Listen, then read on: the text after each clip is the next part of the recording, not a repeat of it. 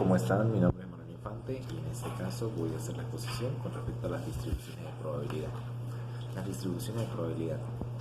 Estadística 1. Para dar una introducción con respecto a la materia, bueno, se ha aprendido mucho sobre lo que tiene que ver con las probabilidades de que un evento ocurra, ¿sí? Ya que hablamos de una serie de factores que forman parte de un conglomerado de posibles respuestas ante cualquier acción que se haga. En síntesis, se puede decir de que existe un espacio menstrual que es la gran posibilidad de población que tenemos, por así decirlo, y nosotros seleccionamos de ese espacio una muestra.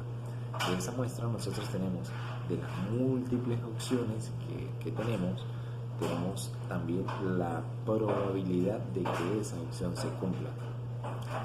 También es importante mencionar de que de esas opciones la probabilidad que tenemos está basada de acuerdo al tipo de variable. Están las variables aleatorias, que son discretas, es decir, las que podemos contar, las que, como quien dice, se separan de manera individual y en su gran mayoría de casos forman parte de números enteros. Y tenemos las variables aleatorias continuas, que son las que se miden, ¿sí? Son medibles, es decir, tienen una infinidad de valores. Un ejemplo práctico puede ser algo que sea pesado, ya que la cantidad de gramos puede ser infinita de acuerdo a la cantidad de decimales que tenemos. Muy bien, ahora hablando de las distribuciones de probabilidad, como pueden apreciar en la imagen, ¿sí? Tenemos probabilidades que son discretas para tipos discretos y distribuciones de probabilidad para tipos continuos, ¿sí? De acuerdo al tipo de variables. Si tenemos discretas, vamos a comenzar con las discretas, que es la más sencilla. Si tenemos una variable que puede ser 1, 2, 3 hasta n, xn, con su probabilidad que puede ser probabilidad 1, 2, 3 hasta la probabilidad n, entonces se puede decir de que la sumatoria de las probabilidades va a ser igual a 1, siempre y cuando que la probabilidad sea mayor que 0. Esa es una de las funciones o los criterios primordiales que tiene que tener en este caso la distribución de probabilidad. Para lo que tiene que ser ver la distribución de probabilidad de variables discretas, sea la que vamos a ver, sea la que sea de la que vamos a ver. Es importante de que toda función de x con respecto a la probabilidad sea igual a una probabilidad de x, es decir, estamos hablando de variables estocásticas. Vamos a hacer un ejemplo muy básico, como el que está planteado. Tenemos dos dados y tenemos una serie de eventos que pueden suceder. Entonces, si yo tiro dos dados al azar, pueden caerme un número 2, es decir, de que en un dado caiga 1 y en otro caiga 1, que caiga 3, que caiga la sumatoria de los dos dados, pues el número que me den puede ser 4, 5, 6, 7, 8, 9, 10, 11 y 12. Esos son el número de elementos o de resultados posibles. Ahora, ¿cuál es la probabilidad de que caigan 2? La probabilidad de que caigan 3, la probabilidad de que caigan 4. En total tenemos un conglomerado de 36 posibles casos, ¿sí? De las cuales la primera probabilidad de que me caiga 2 es 1 un 36. ¿Por qué? Porque la probabilidad de que en un dado me caiga 1 y en el otro me caiga 1, por ende la probabilidad es más baja.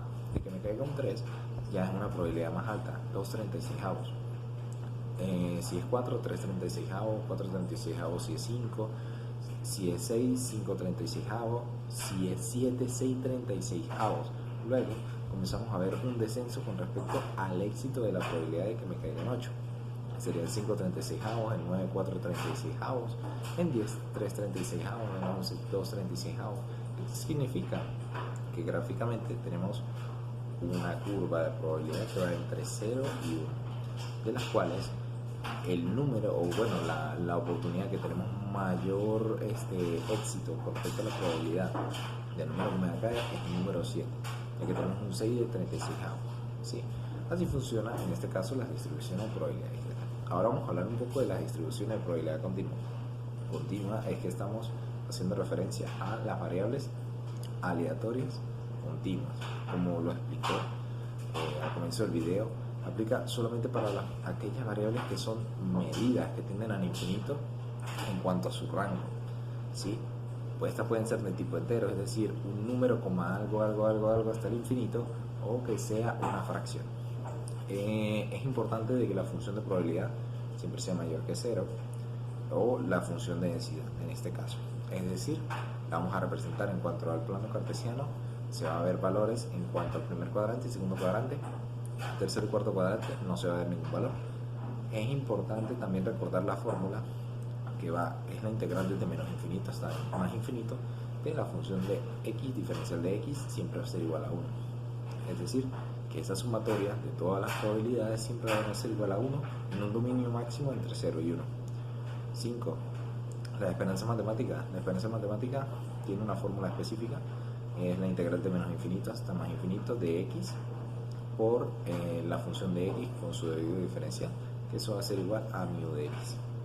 Y también podemos hablar de la varianza, que la varianza, la fórmula que tiene en cuanto a la distribución de probabilidad continua, va a ser igual a la integral de menos infinito hasta más infinito de x menos la esperanza matemática elevado al cuadrado multiplicado por la función de x diferencial de x. Y eso me va a dar la varianza al cuadrado, ¿sí? O sea, esa es la fórmula de la varianza. Muy bien, ahora vamos a comenzar a describir un poco más cada uno de los posibles casos que tenemos. Primero, las distribuciones de probabilidades discretas. Considero que las tres principales a aplicar son la hipergeométrica, la de Poisson y la binomial.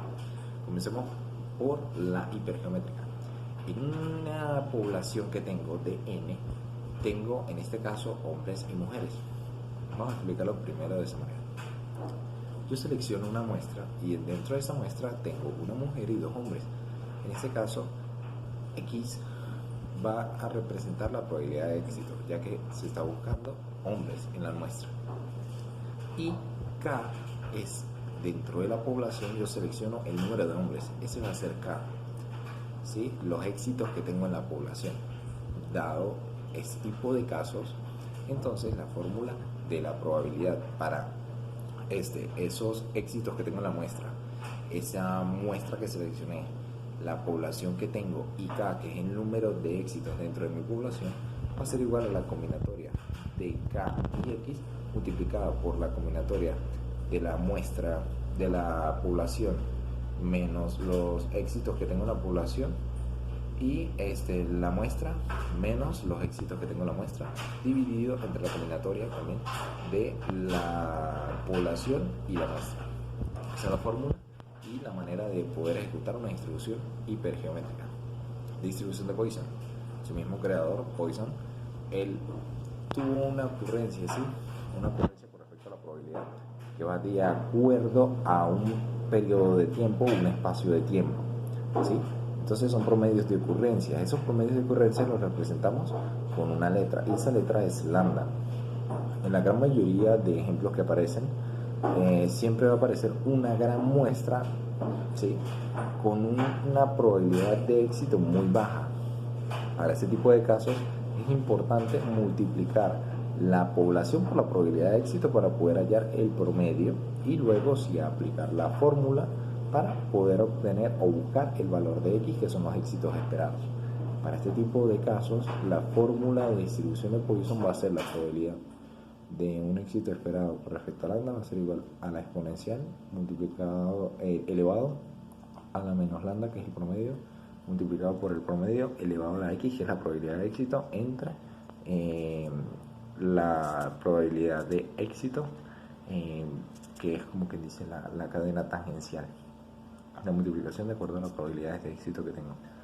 La distribución binomial son experimentos con repetición, es decir, un experimento que se repita en varios pasos, ¿sí? O sea, cada vez que yo ejecute esa distribución siempre voy a tener la misma probabilidad de éxitos de acuerdo a la repetición, donde esos éxitos esperados va a depender siempre del número de experimentos. Entonces, la fórmula que tengo para esta distribución binomial se puede decir que va a ser la probabilidad de los éxitos esperados de acuerdo a la muestra y la probabilidad que se tiene de la combinatoria de la muestra y los éxitos esperados multiplicado por la probabilidad de éxito elevado a los éxitos, ¿sí? Y eso se va a multiplicar a 1 menos la probabilidad elevado a la muestra menos los éxitos esperados. Entonces, claro, vale destacar aquí que n es el número de repeticiones que tiene un experimento, x son los éxitos esperados y p es la probabilidad de éxito. Eso con respecto a las distribuciones de probabilidades discretas se pueden decir que son las más sencillas. Ahora, Haciendo referencia a las distribuciones de probabilidad continuas, ya nos encontramos con un panorama un poco más extenso.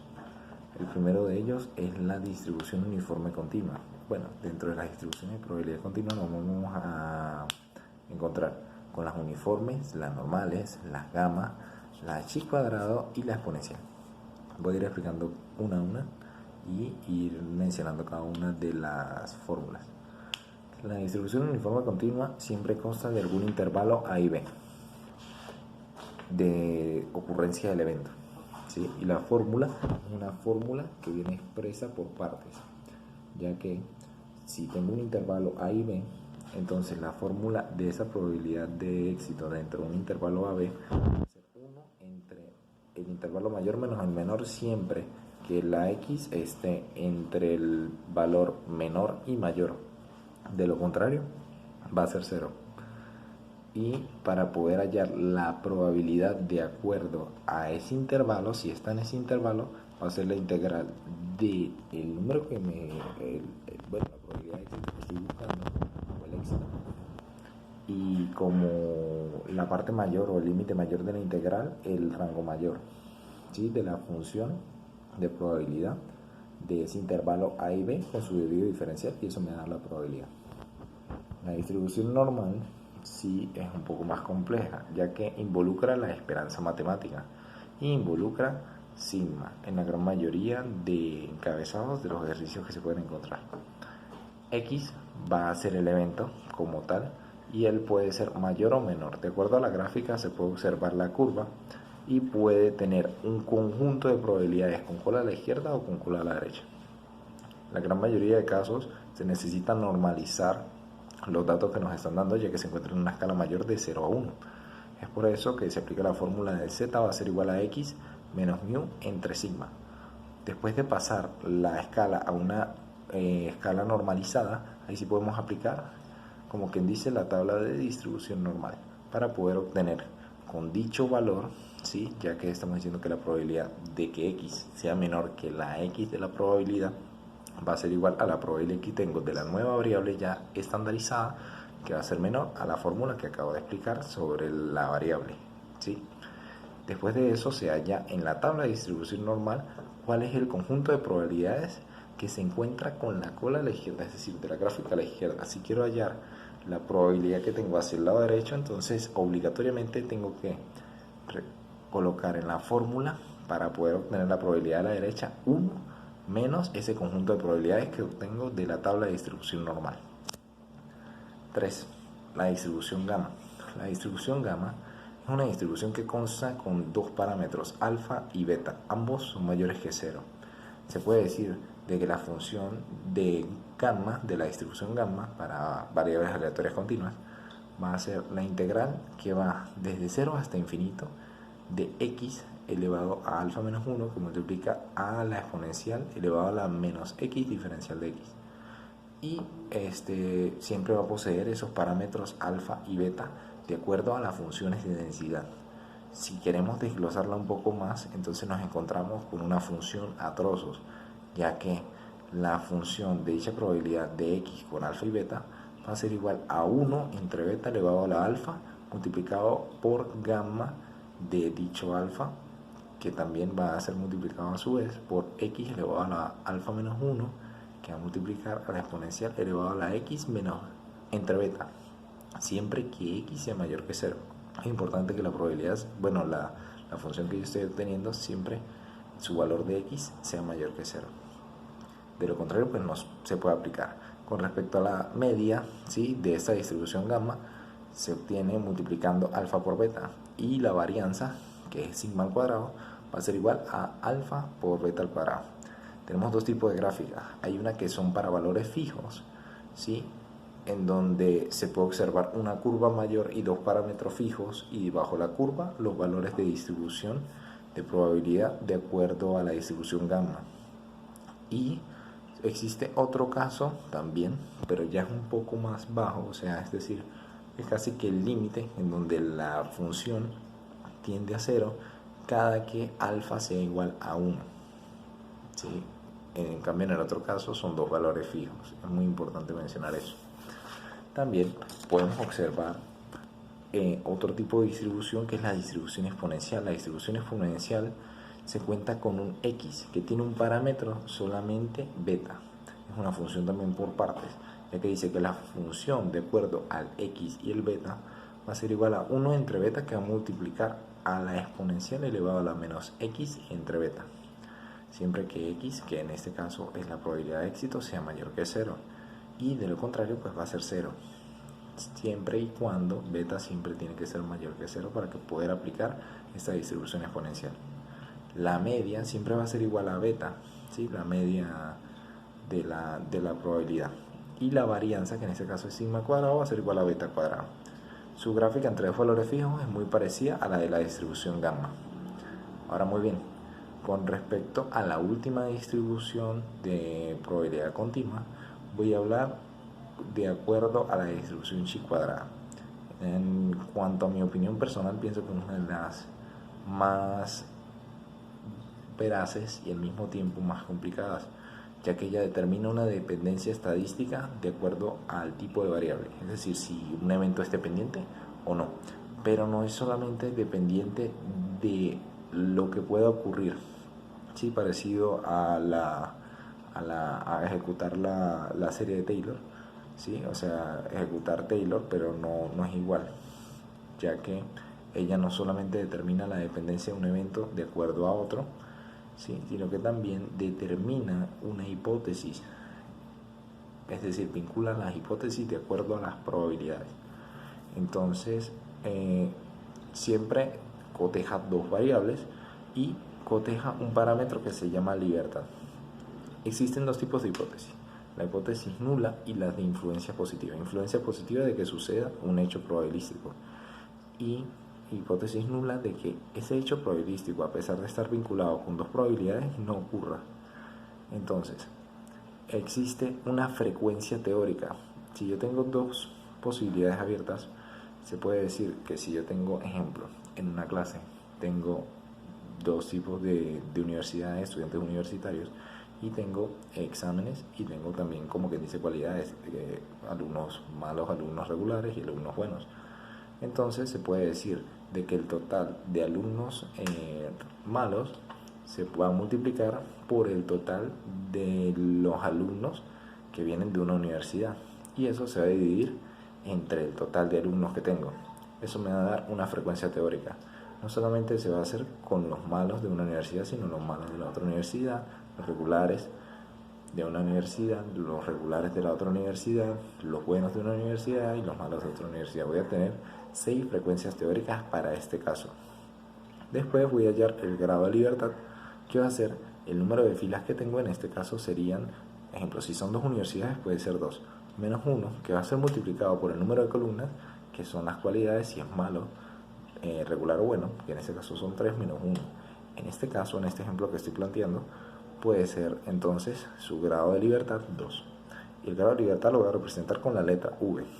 Entonces, para yo poder obtener el chi cuadrado, entonces va a ser la suma de la frecuencia menos la frecuencia teórica, cada una al cuadrado, entre la frecuencia teórica. La sumatoria de todo eso me va a dar chi cuadrado. El chi cuadrado va a ser calculado.